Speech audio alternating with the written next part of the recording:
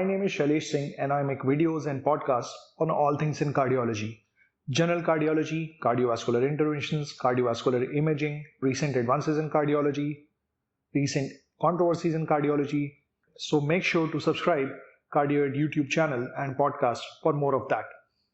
In this episode of Cardioid, we will be talking about Tomahawk Trial or Angiography after out-of-hospital cardiac arrest without ST segment elevation. The Tomahawk Trial was presented at the European Society of Cardiology Virtual Congress in August 2021 and it was also published in New England Journal of Medicine in 2021. So prognosis in patients of out-of-hospital cardiac arrest is poor. Mortality may be as high as 65% even among those who undergo successful resuscitation and admission to hospital. 60% of out-of-hospital cardiac arrest is due to acute coronary syndrome.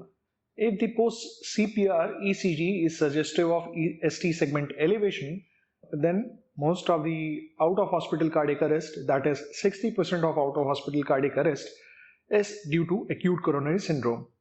In patients with ST depression, cause of cardiac arrest can be cardiac or non-cardiac. In the year 2019, in New England Journal of Medicine, COACT study was published, which was titled Coronary Angiography after cardiac arrest without ST segment elevation. This study assigned 550 patients who were resuscitated from cardiac arrest and had no evidence of ST segment elevation MI to two groups. One was the immediate coronary angiography group and other was the delayed coronary angiography group. In the delayed coronary angiography group, coronary angiography was done after the neurological recovery. This trial found that strategy of immediate coronary angiography was not better than the delayed coronary angiography with respect to overall survival at 90 days. An important thing to note is that this trial included the patients who had shockable rhythm, and this comprises of only 60% of the patients with out-of-hospital cardiac arrest. The Tomahawk trial tested whether the strategy of routine immediate coronary angiography is superior to deferred angiography in terms of all-cause mortality at 30 days in patients who were resuscitated from out-of-hospital cardiac arrest without ST segment elevation. Patients were included in this study if they had an out-of-hospital cardiac arrest and their age was more than equal to 30 years and there was no ST segment elevation on post-resuscitation ECG.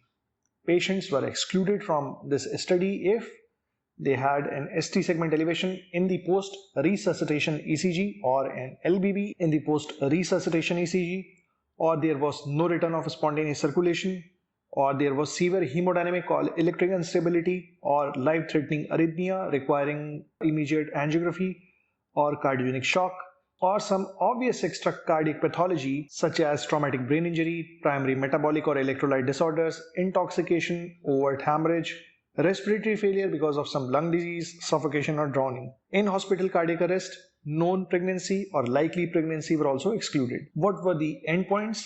The primary endpoint was death from any cause at 30 days. What were the secondary endpoints? The secondary endpoints were myocardial infarction at 30 days, severe neurological deficit, a composite of death from any cause or severe neurologic injury at 30 days, length of stay in the ICU, serial values for SAP2 score, rehospitalization for congestive cardiac failure within 30 days, peak release of myocardial enzymes. A total of 558 patients were included in this trial and they were randomized into immediate angiography group and the delayed angiography group. The median age of the patients in this study was around 70 years. Approximately 80% of the patients in this study were females in both the groups. The mean body mass index was around 26 in both the groups. Around 30% patients were diabetic in both the groups. Around 70% patients were hypertensive in both the groups. Around 35% patients were current smokers. Dyslipidemia was present in around 35% patients in both the groups. CAD or coronary artery disease was present in 40% patients in both the groups. History of previous myocardial infarction was present in around 20% in both the groups. Less than 20% patients had history of PCI in both the groups. Less than 10% patients had history of coronary artery bypass grafting in both the groups. Peripheral arterial disease was present in around 10% patients. History of stroke was present in around 10% patients in both the groups. The cardiac arrest was witnessed in around 90% patients in both the groups. 50 to 60% of the patients in this study had shockable first monitored rhythm. Around 60% patients received bystander cardiopulmonary resuscitation. The median time from arrest to basic life support was around 1 to 2 minutes in both the groups.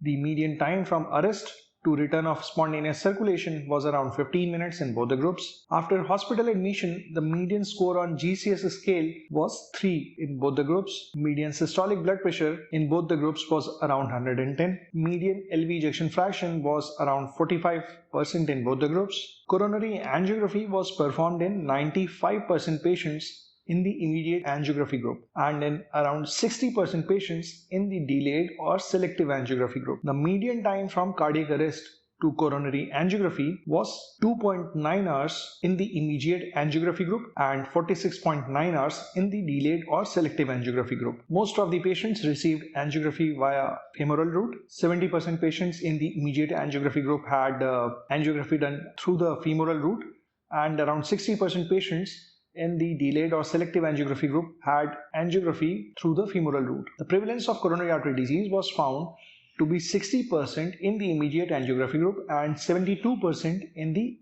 delayed angiography group. Culprit lesion or the lesions which triggered the cardiac arrest were found in 38% of the patients in the immediate angiography group and in 43% patients in the delayed angiography group. PCI was performed in 37% patients in the immediate angiography group and in 43% of the delayed angiography group. The primary endpoint of death from any cause occurred in 54% patients in the immediate angiography group and in 46% patients in the delayed angiography group, and there was no significant difference between the two treatment groups. The majority of patients died from severe anoxic brain injury or from circulatory collapse.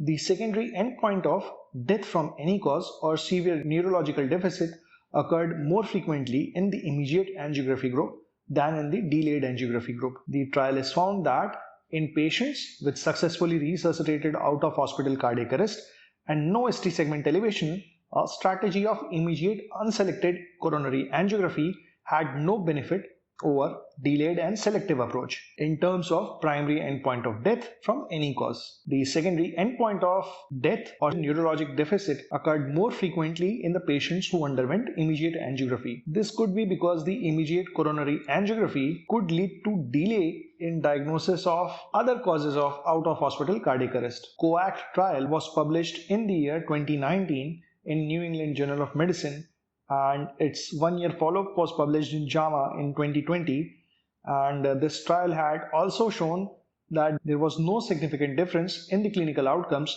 among patients with out-of-hospital cardiac arrest between immediate and delayed coronary angiography at 90 days and at 1 year. The findings of the Tomahawk trial support the findings of the COACT trial. The difference in the patients enrolled in the COACT and the Tomahawk trial is that the COACT trial enrolled only the patients with a shockable rhythm, whereas Tomahawk trial recruited patients with both shockable and non-shockable rhythm. There are few lessons which we learn after the results of this study, and this include that a coronary culprit lesion was present as a trigger of cardiac arrest in around 40% of the patients with out-of-hospital cardiac arrest without ST segment elevation. And coronary angiography could benefit only those patients in whom these culprit lesions were identified and considered for revascularization. Another important lesson that we learn is that the single most important factor which affects the overall prognosis in patients with cardiac arrest is neurologic injury. The brain injury was most common cause of death in this trial. We conclude that in patients with resuscitated out-of-hospital cardiac arrest